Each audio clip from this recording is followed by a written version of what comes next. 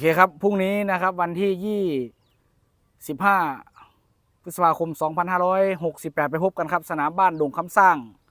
เมืองหาดไซฟองกำแพงนครหลวงเวียงจันทร์โดยทีมงานนักพากย์หางยาวจากประเทศไทยกับสร้างอีหมอผีสิพาพี่พาน้องนะครับขามไปเที่ยวลาวมืออื่นนะครับผู้ใดสนใจหางยาวจำลองมาหาสร้างบริเวณจุดนักพากย์ได้นะครับบ้านดงคำสร้างเมืองหาดไซฟองนครหลวงเวียงจันทร์แข่งเรือยาวประเภท12ฝีพายพรุ่งนี้ไปพบกันครับทีมงานนักพากย์ช่างเอหมอผี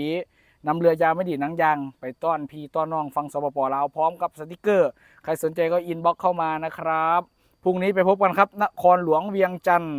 สำหรับคลิปนี้มาดูเจ้าแม่ประดู่ทองวิ่งก่อนเจ้าปูจื้อปื้อนี่1 2 3ไปโอเคได้ปะ